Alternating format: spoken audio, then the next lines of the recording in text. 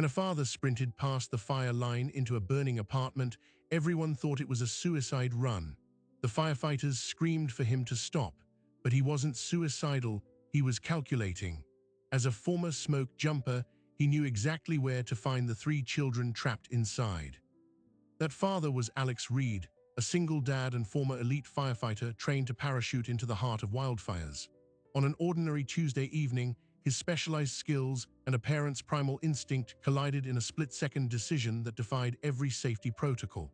Because when the flames reached his building, firefighters had one mission: contain the blaze. But Alex had a different one: find the kids no one knew were still inside. To understand why Alex ran toward what everyone else was fleeing, you have to understand the 2 lives he was living.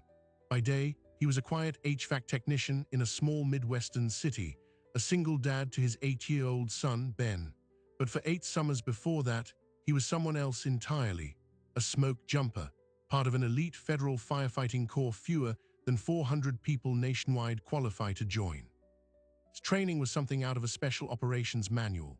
He learned to parachute from 3,000 feet into roadless wilderness, to survive for days with only what he could carry on his back, and to read a wildfire's behavior like a living, breathing enemy. He spent seasons in Alaska and Montana, fighting blazes so remote that smoke jumpers were the only first responders who could reach them in time. The job demanded a radical self-reliance and a comfort with calculated, extreme risk. But that life ended with a hard landing during a jump in Idaho that shattered his ankle. The injury didn't just ground him, it forced a total recalculation. With a growing son and no fallback career that utilized those unique skills, he took the first stable job he could find and moved into the Ridgeview Apartments, a 3-story complex that was the polar opposite of the vast, wild landscapes he knew. His new world was defined by predictable rhythms: dinner at 6:30, homework by 7:30, lights out for Ben by 9. Their second-floor apartment, 2C, was a sanctuary of Lego projects and bedtime stories. Alex's smoke jumper past was a collection of faded photos and stories Ben loved to hear, but it felt like another lifetime. The most daring thing he did most weeks was fixing a balky furnace in a crawl space.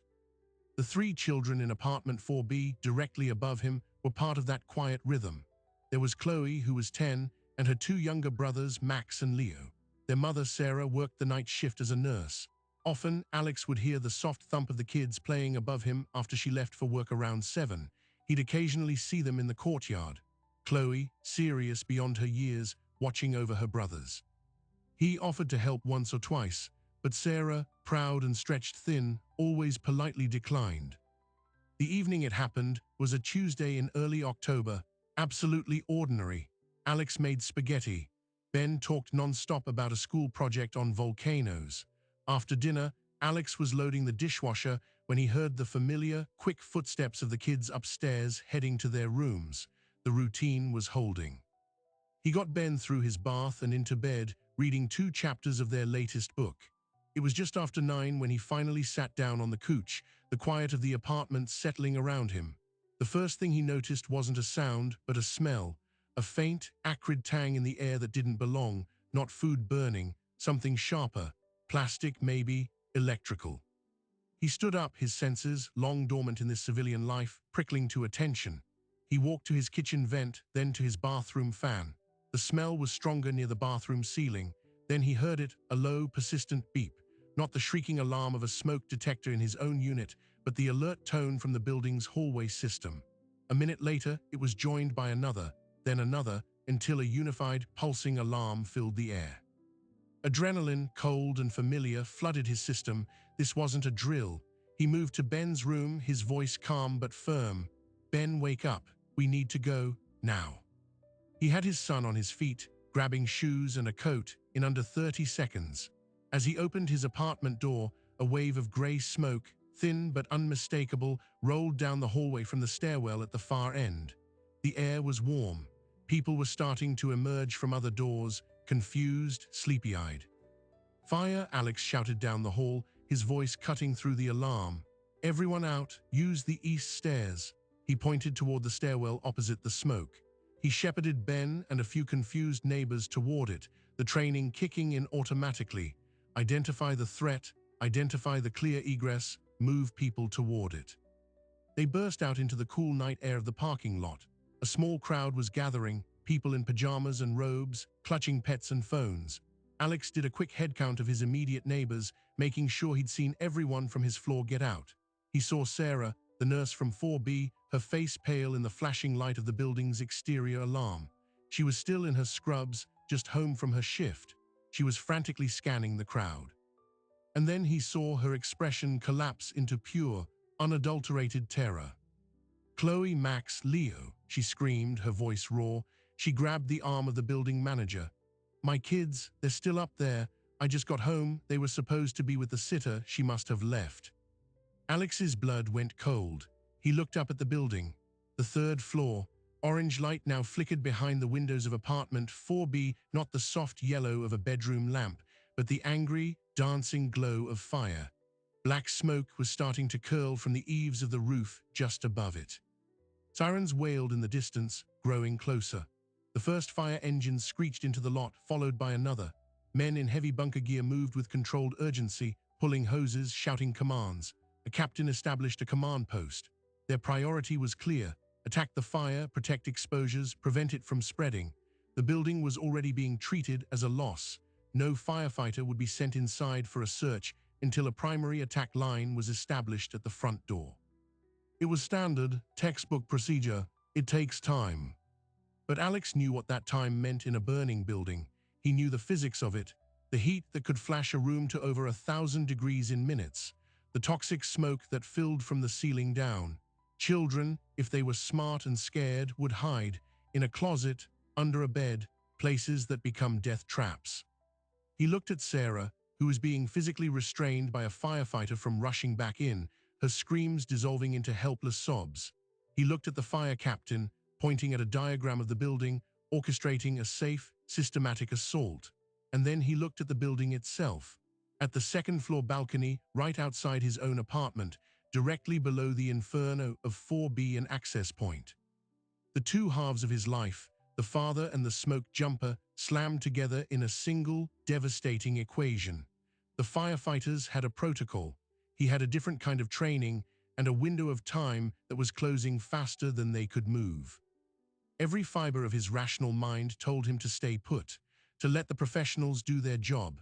But another voice, forged in wilderness fires and honed by parenthood, spoke in a clearer, more urgent tone. It calculated the odds, mapped the interior through memory, and presented a terrible, undeniable conclusion. If he waited, those children would die. He made eye contact with the fire captain for one brief second. Then, before anyone could process what he was doing, Alex Reed turned and sprinted back toward the burning building. The fire captain's shout, "Grab that civilian," was lost in the roar of the engines and the crackle of the growing fire. Alex was already gone, ducking low beneath the thickening smoke that poured from the main entrance. He didn't go through the front door. He angled toward the side of the building, to the metal staircase leading to the second-floor balconies. His own balcony. His mind wasn't racing. It was chillingly focused, shifting into a gear he hadn't used in years. The smoke jumper's calculus: assess, adapt, execute. The fire was above him. Heat and smoke rise. The clearest air would be low, near the floor. The stairwell he'd just evacuated from was now a chimney, superheated and impassable. But the exterior balconies were stacked, each one with a 6-foot vertical climb to the next. A direct, if exposed, route to the third floor. He took the stairs 2 at a time. On his own balcony, he didn't bother with his sliding door. He planted a foot on the railing, gripped the bottom of the balcony above, and hauled himself up in one fluid motion, his muscles remembering the demands of climbing with 100 pounds of gear in rough terrain. He was on the third-floor balcony now, outside the burning apartment. The glass door was dark, but the frame glowed with orange light from within. The heat radiating from it was immense, a physical wall. He tried the handle, locked. Of course it was locked. He stepped back, braced himself, and drove his heel into the glass just beside the handle. It didn't shatter like in the movies, it spiderwebbed. He kicked again and a section gave way. Reaching through the broken pane, he cut his forearm on a shard, ignored it, found the lock, and twisted. The door slid open a foot, and a blast of hot, smoke-choked air hit him in the face. This was the point of no return. The interior was a murky hellscape of rolling black smoke, punctuated by the deep orange pulse of flames coming from what he knew was the kitchen. The ceiling was already lost in a dark, churning cloud. He dropped to his hands and knees immediately. Here, maybe 18 inches off the ground, the air was breathable barely. It was searing hot and tasted of chemicals and soot, but it had oxygen. He pulled the collar of his t-shirt up over his nose and mouth. He knew the apartment's layout by sound and memory. 4B was a mirror image of his own unit downstairs. Straight back from this balcony door was the living room. To the left, down a short hall, were the 2 bedrooms and a bathroom. The fire's roar came from the right, the kitchen. The path to the bedrooms was currently clear of visible flame, but the smoke was thickening by the second. "CHLOE Max Leo," he yelled, his voice harsh and muffled by the fabric. "It's Alex from downstairs, call out to me." Silence except for the hungry crackle of the fire and the ominous groan of the building. He crawled forward, keeping his body flat. The heat was intensifying, baking through his clothes. His eyes strung, streaming tears that cut tracks through the soot already settling on his face. He reached the hallway entrance. And then he heard it, not a voice but a sound, a small rhythmic thumping coming from the last door on the left, the boys' room. He scrambled toward it. The door was closed. He pushed it open. The room was slightly clearer, the door having provided a fragile barrier. In the dim, smoky light filtering from a street lamp outside the window, he saw 2 small shapes huddled in the closet. Max and Leo, the 6- and 4-year-olds, were clutching each other, their eyes wide with terror. They were crying, but the sound was swallowed by the roar beyond the room. "Hey guys, it's Alex. We're getting out," he said, his voice straining for calm. He didn't have time for gentle extraction. He reached in, grabbed Max, the older one, and pulled him out. "Leo, arms around my neck right now. You have to hold on and not let go." The 4-year-old, in pure survival mode, complied, locking his small limbs around Alex's neck and torso. Alex then hoisted Max under his other arm. The weight was significant, awkward, but manageable. He turned back toward the living room. The landscape had changed in the 90 seconds he'd been in the bedroom. The rolling smoke bank had lowered. The orange pulse from the kitchen was brighter, angrier, and he saw flames, actual dancing fingers of fire, licking across the ceiling of the living room, feeding on the old, dry lumber of the roof structure. The path to the balcony door was now a tunnel beneath a ceiling of fire.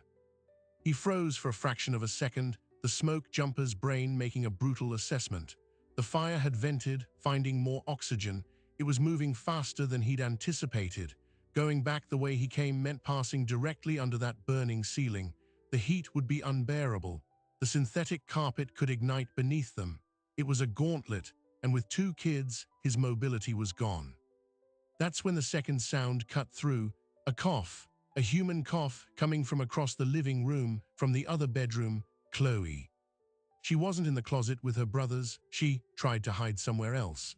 The calculation in Alex's head shattered. He had 2 children. The third was across a burning room. The balcony exit was compromised. He couldn't carry all 3 at once through that heat. Outside, chaos was crystallizing into a new understanding. The fire captain, a 25-year veteran named Ed Vargas, was barking orders for the primary hose line. A firefighter pointed at the 3rd-floor balcony at the kicked-in door. "Captain, that civilian went in up there. He's in the fire apartment." Vargas swore, his radio crackling with reports. "Engine 2, where's your line? We've got a confirmed civilian inside. Repeat, civilian inside." He turned to his crew. "We cannot follow him in without a line on the fire. That's a suicide order. Get that hose charged now." A neighbor in the crowd, hearing the commotion, yelled out, "That's Alex. He lives downstairs. He was a firefighter or something out west." The information hit Vargas like a physical shock. A civilian with fire experience was inside his working structure fire. It changed everything and nothing. It meant the man might know enough to be dangerously overconfident. It meant he was likely already dead. Inside, Alex made a decision that abandoned all prior calculation. He couldn't leave Chloe. He dropped back to his knees with the 2 boys, setting them down in the relative safety of the bedroom doorway. "Stay right here. Do not move. I'm getting your sister. I'll be right back." He didn't wait for a response. He took a deep breath of the foul, hot air, lowered his body even further, and crawled into the living room. The heat was a physical assault. It felt like the skin on his neck and back was blistering. The roar was deafening.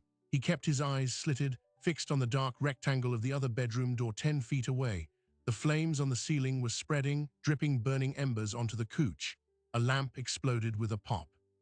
He reached the door, shoved it open. This room was fuller with smoke, the window sealed shut. "Chloe," he croaked. A weak cough came from under the bed. He slid over, reached beneath the dust ruffle, and grabbed an arm. He pulled. 10-year-old Chloe emerged, her face ghostly with fear, her breaths coming in shallow, panicked hitches. She was on the verge of passing out from smoke inhalation. "No time, kid. We're going now." He threw her over his shoulder in a fireman's carry, her weight driving the air from his lungs. He turned back to face the living room. The situation had deteriorated. The gauntlet was now a wall. A section of the living room's ceiling, glowing like lava, sagged downward. Flames were crawling down the wall toward the balcony door, his planned exit. The path back to the boys' room was still open, but it led to a dead end. They were trapped in a burning box, with 3 children and no clear way out. His eyes darted to the room's window. It was a standard double hung. Behind it, he saw the pulsing red and white lights of the fire trucks. Safety was 30 feet below. He set Chloe down, his mind racing through options he'd trained for in the wilderness, not in a residential apartment. He could break the window, but then what? The inrush of fresh oxygen would likely cause a backdraft, or at minimum supercharge the fire in this room in seconds. He couldn't drop the kids from this height. The balcony was cut off. In that moment of sheer, claustrophobic desperation, his training surfaced a different memory, not of firefighting, but of parachute training, of contingency planning. When your primary exit is compromised, you find the secondary. You look for the alternative route, no matter how unconventional. His gaze shot upward to the bedroom ceiling, to the cheap polystyrene ceiling tile, and to the rectangular outline of an access panel, a crawl space access. In these older buildings, there was often a small, cramped space between the ceiling and the roof for wiring and plumbing, a space that might connect to the adjacent unit. Outside, Captain Vargas saw the flames now visible in the third-floor windows, including the bedroom window. He knew time had run out for anyone inside. The hose line was finally charged, and firefighters in full breathing apparatus were moving toward the front entrance, but it was a slow, heavy process. Vargas's radio squawked. A firefighter on a ladder truck, aiming a spotlight at the building, reported movement in the bedroom window. A figure, then nothing. Was it the civilian? Did he have the kids? Vargas demanded. "Couldn't tell, Captain. The smoke is too thick, but the window didn't break." Inside, Alex was standing on the bed, ignoring the searing heat, pushing against the ceiling access panel. It gave way, swinging up into darkness. A wave of even hotter, but marginally less smoky, air washed down. He boosted Chloe up into the opening. "Crawl, go straight forward, don't stop." He then sprinted back through the bedroom door, across the few feet of scorching hallway, and grabbed Max and Leo. He hauled them back into the bedroom, lifted Max up to Chloe. "Grab your brother, hold him." He then pushed Leo up. All 3 children were now in the dark, hot, confined space above the ceiling, crying and disoriented. With a last surge of strength, Alex pulled himself up into the crawl space, then reached down and pulled the panel mostly closed behind him, trying to slow the smoke's rise. He was in absolute pitch black, the only light bleeding up from the edges of the panel and from distant cracks where the fire below was eating through the floor. The space was about 3 feet high, a maze of fiberglass insulation, electrical wires, and wooden joists. "Chloe, follow my voice," he whispered, the effort to speak immense. "We're going to crawl, keep the boys between us." He began to move blindly on his hands and knees, pushing through insulation, his only guide being the wall he could feel on his right. He was moving away from the heat of apartment 4B toward what he hoped was the interior wall shared with the next unit, 4A. The air was stifling, toxic, his lungs burned. He could hear the children coughing behind him. He had no idea if this led anywhere or if he was leading them into another sealed tomb. His injured forearm left a slick trail of blood on the wood. The roof above his head was painfully hot to the touch. The fire was in the roof structure now. They were crawling inside the oven. After what felt like an eternity, his hand hit something solid, not a wall but a vertical surface, a chimney stack or a vent chase. He felt around it. There was an opening on the other side, a gap in the framing just large enough for a child to squeeze through. He listened. From the other side of this barrier, he heard a different sound, not the roar of the fire, but the muffled, frantic barking of a dog. They had reached the crawl space of apartment 4A. He turned, his voice a raw scrape. "Chloe, you go first, slow and careful, then pull Max through, I'll push Leo." One by one, the children squirmed through the narrow gap. Alex followed last, the splintered wood tearing at his clothes. They were in a mirror-image crawl space, but the air, while still hot and smoky, was clearer. The fire had not yet breached this side. He led them toward where he guessed the bedroom access panel would be. He found it, placed his palm against it. It was warm but not hot. He pushed. It didn't budge. Something was on top of it. A bed, a dresser. He pushed harder with his shoulder, a surge of desperate strength. The panel gave an inch, then stopped. They were trapped again, this time mere feet from safety, with a blocked exit and a fire closing in behind them. Alex slumped against the joist, the weight of failure crashing down. He had gotten them this far, only to hit a final, stupid obstacle. The children huddled around him, their crying reduced to exhausted whimpers. The crawl space was filling with smoke from the gap they'd come through. They had seconds of clean air left. He closed his stinging eyes, one thought cutting through the despair. He had to let someone know where they were. He fumbled in his pocket, his fingers closing around his cell phone. It was hot to the touch. With trembling, soot-blackened hands, he pulled it out. The screen was cracked, but it lit up. A sliver of battery remained. No service, of course, but the flashlight. He turned it on, the beam cutting through the particulate-filled darkness. He angled it not at the panel, but at the ceiling directly above him, at the roof deck. Then, with the last of his strength, he began to pound on the underside of the roof with the hard plastic case of the phone. 3 heavy, distinct thumps. A pause, then 3 more. The universal distress signal, hopping against hope that someone somewhere would hear it over the inferno. On the roof of the burning building, firefighter Luis Garcia heard it. 3 distinct thumps transmitted through the soles of his boots. Then 3 more. He froze, listening over the roar of the fire below. He dropped to his knees, putting his ear to the hot tar paper. There it was again, a pattern, not random collapse, a signal. He keyed his radio, his voice urgent. "Captain, this is Garcia on the roof. I've got a rhythmic banging coming from inside the structure. Between units 4A and 4B, someone's alive in there." Down at the command post, Captain Vargas's head snapped up.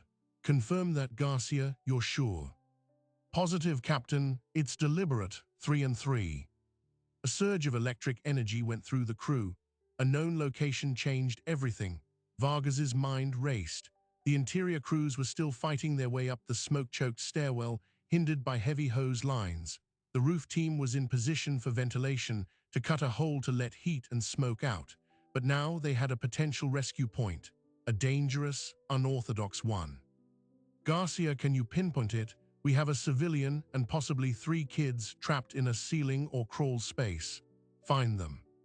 On the roof, Garcia and his partner scrambled, sweeping their thermal imaging camera over the surface. The screen showed a hellish mosaic of reds and oranges, the superheated roof deck over the fire apartment. But then, a cooler patch, and within that patch, 4 small, clustered heat signatures, human-shaped, alive. "Captain, we've got them. Thermal confirms 4 bodies, crawl space between 4A and 4B. The deck is hot, but intact for now." Vargas made a decision in seconds. "Forget the planned vent hole. Cut your rescue hole right there. Roof team, you are now primary rescue. Get a ladder up to that hole and be ready to pull them out. Interior team, push hard toward 4A, protect that area from below. We are going in from the top." On the roof, the chainsaw screamed to life. The whine of the blade biting into the hot, asphalt-shingled wood was deafening. Below, in the suffocating dark, Alex heard it. A high-pitched mechanical whir, cutting through the roar. It was above them, close. He grabbed Chloe's hand, squeezing it. "They heard us, they're coming." But the physics of fire are unforgiving. Cutting a hole in a roof over a burning building is one of the most dangerous firefighting operations for a reason. It provides oxygen. It can change the fire's behavior in an instant. As the chainsaw blade cut through the final layer, completing a rough square, a plume of superheated smoke and gases shot upward like a geyser. Below, Alex saw the blade pierce through, spraying sawdust. A sliver of night sky appeared. Then, the smoke around them suddenly pulled upward toward the new opening, a violent reversal of airflow, and with the smoke went the last of their breathable air. The temperature in the crawl space spiked. The children began coughing violently, their small bodies seizing. "Get them out!" Alex screamed upward, his voice shredded. A firefighter's gloved hand reached down through the hole, feeling blindly. It found Leo, the smallest, and hauled him up into the night air. Then Max, then Chloe. Each one passed from the burning darkness into the arms of a rescuer on the steaming roof. Alex pushed from below, his strength nearly gone. As the firefighter reached for him, the roof groaned. The compromised structure, weakened by fire from below and the cut hole from above, gave way, not where Alex was, but between him and the rescue hole. A section of the roof deck collapsed inward, plunging into the inferno of apartment 4B below. A wave of intense heat and flames shot up through the new gap, separating Alex from the opening by a wall of fire. The firefighter yelled, reaching across the new divide, but the flames were too intense. Alex scrambled backward, away from the searing heat. He was now alone, cut off from the escape route he had just secured for the children. On the roof, the crew had the 3 children. They were passed down a ladder to waiting paramedics on the ground, who swarmed them with oxygen masks. Sarah, their mother, collapsed to her knees, sobbing in relief, clutching her children. But on the roof, the mood was still desperate. Garcia yelled into his radio. "Captain, we got the 3 kids. The adult male is still inside, trapped by a secondary collapse. We cannot reach him." From the ground, Captain Vargas watched as flames now vented freely through the new hole in the roof. The building was losing integrity. Standard protocols screamed at him, "Withdraw." The primary rescue was accomplished. The civilian had made a choice to enter. He'd saved the children, but now was a recoverable body, not a rescue. Sending men back onto that roof or into that building was an unacceptable risk. But Vargas had heard the neighbors shout earlier. He was a firefighter or something out west. He looked at the 3 children, wrapped in blankets, alive because of that man's impossible gamble. He made another call. "Interior team, report your position." A crackled voice came back. "We've reached the door to 4A. Floor is hot, but ceiling is holding. We can push in. Find that crawl space access from inside. The civilian is trapped up there. Get him down."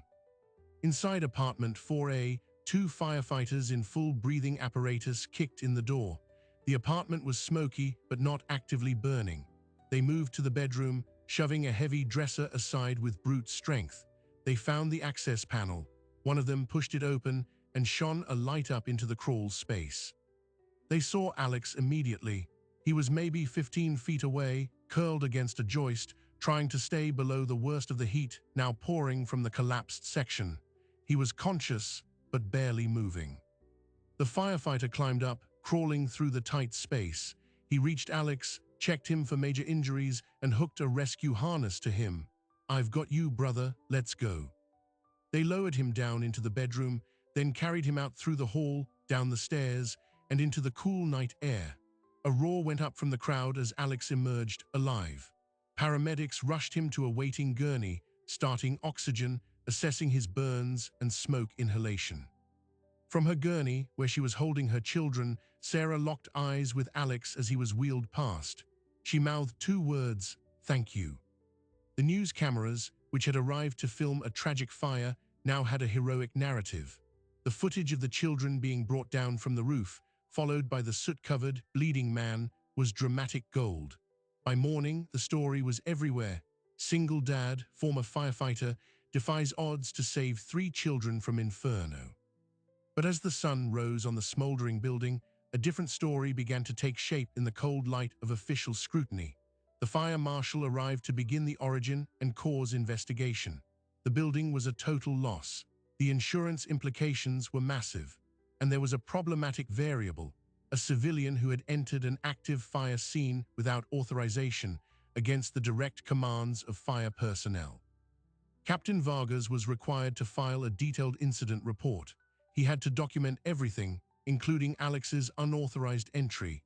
In the report, he noted the positive outcome, but he also had to state the facts. The civilian's actions had created significant risk, could have drawn resources away from fire attack and had nearly resulted in his own death, requiring a secondary, high-risk rescue. A week after the fire, Alex was home from the hospital with second-degree burns on his back and arms and lungs that felt like ground glass. He was a hero on the local news, but a certified letter arrived from the city's legal department. It was a notice of a hearing to determine potential liability for costs associated with his rescue and for violations of City Emergency Ordinance 907, interfering with fire department operations. The narrative was flipping. The hero was now being reviewed as a liability. The insurance company for the apartment building sent their own investigators. They were looking for any reason to mitigate the multi-million-dollar payout. Their line of questioning to Alex was pointed. Did you, in your attempt to rescue, displace any furniture? Did you leave any doors open that might have changed airflow? Could your actions have contributed to the spread of the fire? Alex, still on pain medication, struggled to answer. His motive was pure, but fire investigation is a forensic science. Effects matter. Meanwhile, the mother of the children, Sarah, was being pressured by a different set of lawyers. The parents of the teenage babysitter who had left the children alone were exploring a lawsuit against the building owner for inadequate fire safety. They were also subtly suggesting that Alex's dramatic rescue might distract from their own client's negligence. Alex found himself in a sterile conference room at City Hall, sitting across from a risk management officer and a fire department deputy chief. Captain Vargas was there too, his expression unreadable. "Mr. Reed," the risk officer began, "we are profoundly grateful for the lives you saved. No one is disputing your courage. However, we have a duty to uphold procedures that protect both the public and our personnel. Your decision to enter that building directly contravened established safety protocols. The secondary roof collapsed during the rescue operation, put 2 firefighters at extreme risk. The city incurred significant additional cost." Alex listened, the burns on his back itching beneath his shirt. He felt the room tilt. He had acted to save seconds, to use knowledge no one else on scene had, and now it was being reduced to a cost-benefit analysis and rulebook violations. Captain Vargas finally spoke. "Alex, you were a smoke jumper. You know better than anyone. In a structured fire response, we operate as a team with accountability. What you did was a solo run. It worked. This time. But if you'd become another victim, my crew would have had to risk their lives in a collapsing building to find you. That's the part the news cameras don't see." The truth of it hit Alex. He had been thinking only of the children in front of him. He hadn't considered the chain of risk he was initiating for the very people tasked with saving everyone. The 2 lives he carried, the father and the smoke jumper, had been in conflict. The father had won, but the smoke jumper in him now understood Vargas's cold, professional anger. The hearing ended with no immediate decision, but the message was clear. His hero's medal might come with a substantial fine. Worse was the court of public opinion, which was beginning to tip. Online, comment sections split. Brave hero versus reckless idiot who could have gotten firefighters killed. The beautiful, simple story was now messy, complicated, and adversarial. And then the final twist landed. It came from an unexpected source, the national smoke jumper community. An article in a firefighting trade publication picked up the story, focusing on Vargas's report about a civilian with prior wildland fire experience complicating a structure fire response. It questioned the applicability of wilderness firefighting tactics in an urban residential setting. Some veteran smoke jumpers defended Alex's instinct and skills. Others, particularly structure firefighters, criticized the cowboy mentality. Alex's former supervisor from the Bureau of Land Management called him. The tone was concerned but formal. "Alex, we're getting inquiries from media about your training and your record. This is drawing a lot of attention to the smoke jumper program, not all of it good. You're a private citizen now, but just be careful what you say." Overnight, Alex realized his actions hadn't just risked his life and posed a problem for the city. They had ignited a professional turf war between 2 different branches of firefighting, with his story as the battleground. He was no longer just a dad who ran into a burning building. He was a symbol, a case study, and a political football. Exhausted in pain and facing financial and professional fallout, Alex sat in his temporary rental apartment. His son Ben was staying with his grandparents, spared the worst of the chaos. The quiet was oppressive. He looked at the news clipping on the table, the photo of him being carried out. He had saved 3 lives, so why did it feel like everything was falling apart? The rescue was over, but the real fight, it seemed, was just beginning. The turning point came from an unlikely ally. Captain Ed Vargas, the man who had written the report that threatened to bury Alex under fines and blame, requested a private meeting. They met not at City Hall, but at a diner over coffee. Vargas slid a folded piece of paper across the table. It was a diagram of the Ridgeview apartments, with timestamps and arrows in neat, precise handwriting. "I've been reconstructing the incident timeline," Vargas said, his voice low. "From the first alarm to the moment we pulled the last child from the roof. 7 minutes and 22 seconds. The standard model says we should have had a primary search team to the 3rd floor in 8 to 10 minutes, but we didn't. A clogged standpipe connection on the 2nd floor stalled the advance. We lost 90 seconds. Alex stared at the diagram, the professional part of his brain engaging despite himself. He saw the timeline of his own actions mapped against the fire department's advance. His unauthorized entry, his time in the crawl space, the roof rescue, all of it happened in the gap created by that mechanical delay. Vargas tapped the paper. "If you had waited for us, given that delay, the children would have been in that bedroom for over 10 minutes in rapidly deteriorating conditions. The tox reports from the kids show carbon monoxide levels consistent with 3 to 4 minutes of exposure. You got to them in under 2. You didn't just beat us there, you beat the fire's own timeline." He leaned back, his expression grim but honest. "My report was factually correct. You broke protocol, you created risk, but my job isn't just to enforce rules, it's to analyze outcomes and learn. The outcome here is that 3 children are alive because you acted when you did, with the specific knowledge you had. The city's lawyers see liability. I see a mitigating factor that complicates their neat narrative." Alex was stunned. "Why are you telling me this?" "Because the hearing is tomorrow," Vargas said, "and I'm going to testify, not for the city and not for you, for the timeline. I owe that to my crew, to the public, and to the truth. The truth is, sometimes the rulebook and the right thing don't line up perfectly, and when that happens, we have to be honest about why." The hearing the next day was tense. The city's risk manager presented the ordinance violation and the costs of the secondary rescue. Then Captain Vargas took the stand. He didn't retract his report. Instead, he expanded on it, presenting his timeline analysis. He stated under oath that while Alex's entry was unauthorized and against safety protocols, the unique circumstances, including the mechanical delay and Alex's specific expertise and knowledge of the building's layout, created a scenario where his actions likely resulted in a life-saving intervention that the fire department, through no fault of their own, could not have achieved in time. It was a nuanced, professional assessment that refused to label Alex a hero or a rogue, but simply a consequential variable in a complex emergency. The hearing panel, composed of a retired judge, a city council member, and a fire safety expert, deliberated for a week. Their decision was a split verdict. They found Alex technically in violation of the city ordinance for interfering with emergency operations. However, citing extraordinary circumstances and the paramount value of human life, they waived all fines and penalties. They issued a formal recommendation that the city develop clearer public guidelines about civilian intervention during emergencies, acknowledging that sometimes rare individuals with specialized training might be present. The city, not wanting a public relations nightmare, accepted the ruling. The insurance company, lacking evidence that Alex's actions worsened the fire spread, dropped their subrogation claim against him. The media, which had been primed for a dramatic punishment, instead got a story about bureaucratic nuance and a reluctant endorsement of measured heroism. The public opinion tide stabilized. For Alex, the real victory wasn't legal, it was personal.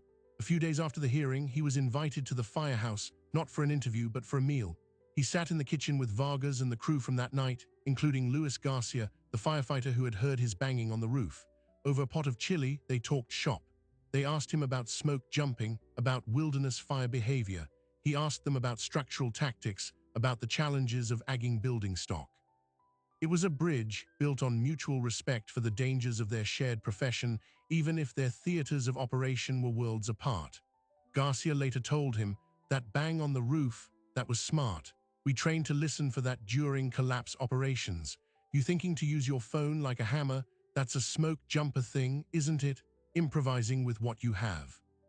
Alex realized that his two worlds weren't in conflict after all. They were complementary. The smoke jumper's self-reliance and the structural firefighter's disciplined teamwork were both tools. That night, he had used the only tool available. The children he saved, Chloe, Max, and Leo, made full physical recoveries. On a bright Saturday afternoon, Sarah brought them to visit Alex and Ben at their new apartment. The kids presented him with a large hand-painted card. Inside, in Chloe's careful handwriting, it read, "Thank you for being our superhero. Love, your upstairs neighbors." Leo, the 4-year-old, spent the entire visit glued to Ben, who showed off his Legos with the pride of an older brother. Sarah pulled Alex aside. "The lawyers for the babysitter's family tried to get me to say you were reckless," she said quietly. "They wanted to use it to shift blame. I refused. I told them you were the only reason I still have a family. They dropped the case." The most profound change, however, was internal. The nightmares of the fire, the anxiety of the hearings, began to recede, replaced by a hard-won clarity. He had spent years seeing his smoke jumper past as a closed chapter, an identity he lost to injury. Now he saw it as a reservoir of strength he could draw from, even in his civilian life. He started speaking to his son Ben about it not just as adventure stories, but as lessons in preparedness, in calm under pressure. And then came the final, surprising development. It arrived in an email from the national director of the Smoke Jumper program, a man Alex had known during his years of service. The subject line read, "Consultation Inquiry." The email explained that the publicity around Alex's story had sparked internal discussions at the federal level. There was a growing recognition that wildland firefighters were increasingly responding to incidents at the wildland-urban interface, where forests meet towns. These fires required a blend of wildland tactics and structural awareness. The agency was developing a new cross-training module, and they wanted Alex's input. "They want me to help design a training segment," Alex explained to Ben over dinner, "for smoke jumpers, about what to do if they ever find themselves near a structure fire, about situational awareness in residential areas. They're calling it Civilian Responder Interface Protocols." Ben thought about it. "So, you're going to teach them how to be like you?" Alex smiled. "I'm going to help them understand the choices, when to act, when to wait, how to communicate with local crews if they're first on scene in a remote town. It's not about being a hero, it's about being a resource." He accepted the role as a part-time consultant. It meant occasional travel to training centers, sharing his unique hard-won perspective. More importantly, it meant reintegrating the two halves of his life. He wasn't just a former smoke jumper or just a dad. He was both, and the experience in the fire had forged a new purpose: to use the lessons from that terrible night to make other firefighters and potentially other civilians with similar skills safer and more effective. A year after the fire, the city held a small ceremony to honor the first responders of the Ridgeview incident. Alex was invited as a guest of honor. Captain Vargas stood at the podium. He acknowledged his crew's bravery, then he turned to Alex. "And we also recognize Alex Reed, whose actions that night remind us that courage comes in many forms. His decision to enter that building was not one we can endorse, but the lives saved are a fact we cannot ignore. In emergency response, we plan for the typical, but we must sometimes make room for the exceptional." After the ceremony, Vargas handed Alex a small wrapped box. Inside was a challenge coin from the city fire department. On one side was the department's emblem. On the other, engraved, were the coordinates of the Ridgeview apartments and the date of the fire. It was not a medal, not an official award. It was a token of respect from one professional to another. Alex now keeps that coin on his desk, next to a photo of Ben and a picture drawn by Chloe and her brothers. He works his HVAC job during the week, coaches Ben's soccer team on weekends, and periodically reviews training materials for smoke jumpers. The burns on his back have faded to scars. The ache in his lungs is mostly gone. The Ridgeview apartments were demolished. A new mixed-use building is going up in its place, with modern fire suppression systems and centralized alarms. The city, prompted by the hearing's recommendation, has added a section to its community safety website titled, "If you have specialized emergency training," outlining guidelines for how to identify oneself to incident commanders. The story of the single dad who ran back into the fire didn't end with a dramatic rescue. It unfolded into a quieter, more complex tale of accountability, reconciliation, and integration. Alex Reed didn't just save 3 children from a burning building. He navigated the aftermath with the same determination, and in doing so, he helped bridge a gap between 2 worlds of firefighting and found a way to carry his past into a purposeful future. The final lesson was perhaps the simplest and the most profound. Sometimes, the right choice is messy. It exists in the gray area between the rulebook and the unthinkable outcome. And sometimes, the bravest thing you can do afterward is to sit down with the people you challenged and help them understand why. So what does Alex Reed's story ultimately teach us? It's not a simple lesson about heroism. It's a more complicated, more human lesson about the space between what we're supposed to do and what we feel we must do. We build systems, rules, and protocols for very good reasons. They protect us from chaos. They standardize excellence. They keep brave people from throwing their lives away.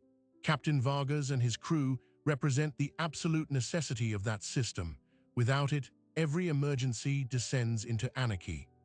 But sometimes, reality throws a variable at us that the system didn't account for. A clogged standpipe, a 90-second delay, 3 children in a specific apartment, and 1 man on the ground with the exact, rare knowledge of how to find them in the dark. In that narrow, vanishing window, the calculus changes. Alex's story forces us to ask a difficult question. Is there room, in our world of procedures and liability, for the calculated, informed exception? Can we ever acknowledge that the right thing and the rulebook thing might, on rare occasion, be different? The aftermath of the fire shows that the answer is messy, uncomfortable, and absolutely necessary to grapple with. The city's split verdict, the fire captain's honest testimony, and Alex's own journey from rogue actor to consultant all point to a truth. We grow not by rigidly punishing exceptions, but by rigorously examining them. By asking, in cold light after the adrenaline fades, what worked, what didn't, and why. This isn't about encouraging chaos. It's about recognizing that wisdom often lives in the aftermath of our hardest choices. Alex didn't just save 3 children that night. By navigating the complex fallout with integrity, he helped create a dialogue between 2 siloed worlds of firefighting. He turned a moment of instinct into a tool for making future responses smarter, safer, and more adaptable. In the end, the most powerful legacy of that Tuesday night in October might not be the rescue itself, but the conversation it started. A conversation about how we value specialized knowledge, how we integrate compassion with protocol, and how we honor the courage it takes to act while also honoring the courage it takes to stand by the rules that protect us all. It reminds us that sometimes the most extraordinary acts of bravery are followed by the most ordinary, yet essential, acts of courage. The courage to explain, to listen, and to build something better from the ashes. If this story of impossible choices and unexpected consequences resonated with you, I'd love to hear your thoughts. Do you believe there's ever a place for the informed exception? Let me know in the comments below. And if you want to dive deeper into more real stories that challenge our assumptions about courage, duty, and the systems we live by, make sure to hit that subscribe button and turn on notifications. We've got so many more compelling narratives to explore together. Thanks for watching.